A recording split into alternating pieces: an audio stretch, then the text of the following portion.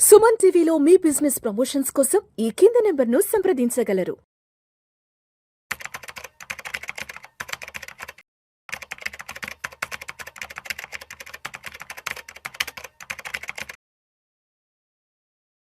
గిరిబాబు గారు నమస్తే సార్. నమస్తే అండి. Welcome to Vishnu talks and welcome to Suman TV. Thank you.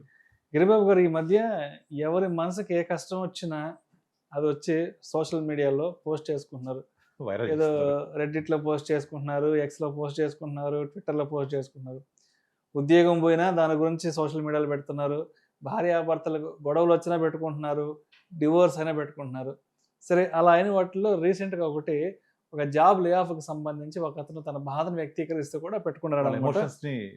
Emotions social మీడియాలో పెట్టుకుంటున్నారు, షేర్ చేసుకున్నారు. 20 ఏళ్ళ ఎక్స్పీరియన్స్, ఏడాదిగా ఉద్యోగం లేదు. 20 ఏళ్ళ అనుభవం ఉన్న techie Edward post viral. Lay off తర్వాత 12 నెలలుగా ఉద్యోగం కోసం ప్రయత్నాలు, రెజ్యూమేలు, నెట్వర్కింగ్ ఏది వర్కౌట్ కాదు. భార్య, 2 పిల్లల ధైర్యం అంటూ ఎమోషనల్ పోస్టు. 2 సాఫ్ట్వేర్ ప్రోడక్ట్స్ డెవలప్మెంట్పై ఫోకస్. ఎక్కువ ఎక్స్పీరియన్సే మైనస్ అవుతుంది అంటున్న నెటిజన్లు. అంటే ఇక్కడ ఏం జరుగుతుందంటే, ఉద్యోగం పోయిన తర్వాత మాకు ఇలా జరిగింది, మేము ఇలాంటి ఇబ్బందుల్లో, అలాంటి ఇబ్బందుల్లో పెట్టుకుంటున్నారు కదా. ఇప్పుడు ఇలాంటి ఇబ్బందులు ఏవి రాకుండా ఉండాలి అంటే, ఉద్యోగంలో ఉన్నప్పుడు, మంచి లైమ్ లైట్లో ఉన్నప్పుడు, మంచి పొజిషన్లో ఉంటున్నప్పుడు, మంచి జీతం చేతికి వస్తున్నప్పుడు, అప్పుడు ఎటువంటి ఆర్థిక ప్రణాళికను కలిగి ఉండాలి. అప్పుడు మన ఫైనాన్షియల్ ప్లానింగు ఎలా ఉంటే ఉద్యోగం పోయిన ఒక 6 నెలలు, ఒక సంవత్సరం రోజులు రోడ్డున పడకుండా, బాధపడకుండా ఉంటాము. మనము నార్మల్గా చాలాసార్లు మాట్లాడుతూ ఉంటాం ఎమర్జెన్సీ ఫండ్ గురించి. ఎంత ఉండాలి? మనకు నెలవారీ అయ్యే ఖర్చు ఇంటూ 12 months మినిమం ఉండాలి. ఇప్పుడు ఇతను 20 years ఆఫ్ ఎక్స్పీరియన్స్ మైనస్ అన్నాడు కదా, అంటే వయసు ఎంత ఉండొచ్చు? అందాలుగా 45+ ఉండొచ్చు. ఈజీగా 25కి కెరియర్ బిగిన్ అంటే 20 years ఎక్స్పీరియన్స్ అంటే 45+ ఉండొచ్చు. 45+ అంటే 2 పిల్లలు ఉంటారు డెఫినెట్లీ. నార్మల్గా మన పేరెంట్స్ వాళ్ళ యొక్క రిటైర్మెంట్ లైఫ్ అంటే 60. అక్కడ నుంచి వాళ్ళు బ్రతికే ఏజ్ 70 మ్యాక్సిమం. ఆ 10 ఏళ్ళు వాళ్ళకు పెద్ద ఖర్చులు ఉండవు. కానీ మనకేమైపోయింది, ఇప్పుడు 50 తర్వాత ఇంకా నేను ముందుకెళ్ళడం చాలా కష్టం. అంటే రిటైర్మెంట్ ఏజ్ 60 నుంచి 55 దాటి లోపలికి వచ్చేసింది, 50కి వచ్చేసింది. ఇక ఇప్పుడు జనరేషన్ అయితే వీళ్ళు 45 తర్వాత కూడా కష్టమే అంటారు. అట్లీస్ట్ దీని ముందు జనరేషన్ అంటే లైక్ 1980sలో 90sలో పుట్టిన వాళ్ళు కనీసం ఒక 50+ వరకు చేసే స్కోప్ ఉంటుంది. అంటే ఈ వ్యక్తికి ఇప్పుడు 45 yearsలోనే జాబ్ పోయి నా 20 years ఎక్స్పీరియన్స్ ఉండే పొజిషన్, ఉండే ప్యాకేజ్ రావాలంటే అంత ఈజీ కాదు. ఎమర్జెన్సీ ఫండ్ లేదు. ఇప్పుడు ఎమోషన్స్, పిల్లలు, వైఫ్, వీళ్ళే నాకు అసెట్స్ అనే రేంజ్కి వచ్చేసారు. అంతకుముందు కన్ను మిన్న అనదు, అంతకుముందు ఇష్టం వచ్చినట్టు ఖర్చు పెట్టేస్తూ చూడరు. దీనికి సింపుల్ ఒకటే సొల్యూషన్ అండి. మనం ఎన్నిసార్లు ప్రాబ్లమ్స్ పట్టడం కాదు, సొల్యూషన్ ఏంటంటే మనము దీపం ఉన్నప్పుడే ఇల్లు చక్క పెట్టుకోవాలి, అది వర్షం పడ్డప్పుడే రిజర్వాయర్ నింపి పెట్టుకోవాలి, చేతిలో 4 రూపాయలు డబ్బులు ఉన్నప్పుడే జాగ్రత్త పరుచుకోవాలి, 4 రాళ్ళు వెనకేసుకోవాలి. ఊరికే పెద్దలు ఎగ్జాక్ట్లీ. ఇది ప్రతి ఒక్కళ్ళు పాటించాల్సిందే, వేరే ఆప్షన్ లేదు. ఇప్పుడున్న జాబ్స్, ఈవెన్ యూఎస్లో ఉన్న వాళ్ళు కూడా, అబ్రాడ్లో ఉన్న వాళ్ళు కూడా చాలా మంది నాకు కాల్ చేస్తుంటారు. వాళ్ళు ఒకటే చెప్తుంటారు, ఇంకా యూఎస్లో ఒకప్పుడు అంటే పరిస్థితి లేదు. ఇప్పుడు మేము నెక్స్ట్ 3-4 years ఇండియాకి వచ్చేస్తాము. వచ్చినప్పుడు మాకు కనీసం ఒక 3 to 4 lakhs ప్యాసివ్ ఇన్కమ్ కావాలి, మేము వర్క్ చేయకుండా కావాలి, ఒక ఇల్లు కావాలి, ఇలా కొంచెం ప్లాన్ చేయండి, ఎలా చేస్తారు అని ఇదే అడుగుతుంటారు అందరు కూడా. సో అందరికి అర్థమవుతోంది ఇప్పుడు.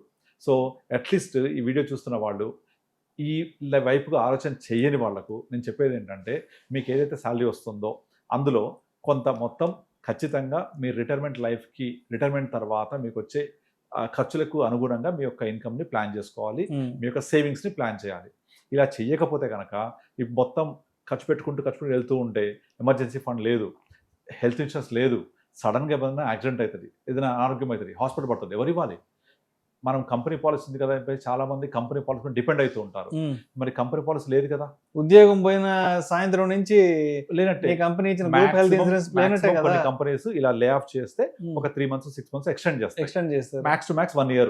దాని తర్వాత పరిస్థితి ఏంటి?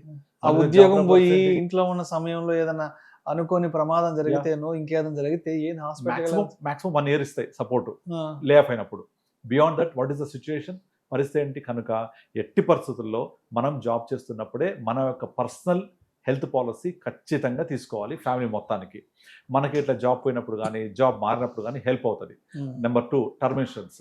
మనం ఉన్నప్పుడు కుటుంబాన్ని చూసుకుంటాం, మనం లేకపోతే ఆర్థికంగా ఒక భద్రత కల్పించాలి. సాధారణంగా టర్మ్ ఇన్సూరెన్స్ అనగానే చాలా మంది 50 లక్షలు కోటి రూపాయలు తీసుకుంటారు. అలా లెక్క వేయకూడదు. మీరు ఒక రోజు ఊరు వెళ్తున్నారు, ఇంట్లో ఎంత ఇచ్చి వెళ్తారు?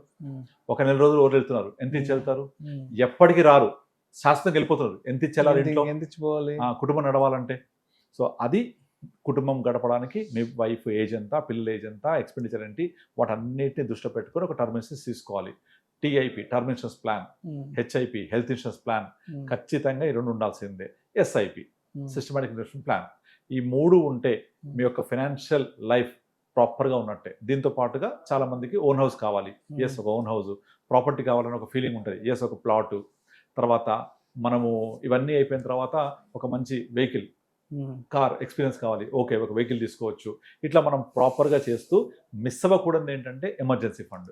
ఇప్పుడు ఈ కేసులో ఏంటి, ఎమర్జెన్సీ ఫండ్ కనుక 1 year ఉంటే, ఆ ఎమర్జెన్సీ ఫండ్ కనుక ఖర్చు పెడుతూ ఉంటే ఒక 1 year పాటు తను జాబ్ సెర్చ్ చేసుకోవడానికి, లేకపోతే ఒక 2 సాఫ్ట్వేర్ ప్రొడక్ట్ డెవలప్ చేస్తున్నాడు. ఆ డెవలప్ చేస్తున్నాడు అంటే ఆ సాఫ్ట్వేర్ ప్రొడక్ట్స్ క్లిక్ అయ్యి డబ్బులు రావడం తేలిక కాదు కదా, it will take time. So ఈ టైంలో మనకు సపోర్ట్గా ఈ ఎమర్జెన్సీ ఫండ్ రావాలి. సో ఇవన్నీ కూడా కేవలం ప్రాపర్ ఫైనాన్షియల్ ప్లానింగ్ వల్ల మాత్రమే జరుగుతాయి. అంతేగాని నాకు మన నారు పోసేవాడు నీరు పోయిపోతాడా, ఉద్యోగం వచ్చింది కదా జీతం వస్తూనే ఉంటుంది, ఎప్పటికి ఇలా ఉంటుంది అనేది క్వశ్చనే లేదు.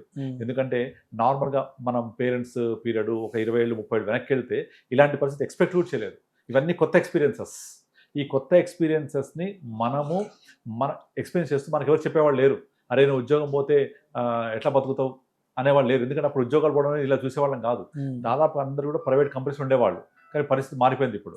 సో ఆ పరిస్థితి మారిపోయిన పరిస్థితుల్లో మనకు మనమే ప్లాన్ చేసుకొని మనమే మన యొక్క ఇన్వెస్ట్మెంట్ చూసుకొని ఒక నెక్స్ట్ 10 years వరకు పరిస్థితి ఏంటి, 20 yearsకి ఏంటి, పిల్లల వయసు ఎంత పెరుగుద్ది, వాళ్ళ ఎడ్యుకేషన్ నీడ్స్ ఏంటి, ఇవన్నీ ప్లాన్ చేసుకుంటూ రావాలి. అలా ప్లాన్ చేసుకోకపోతే you are actually planning for to fail.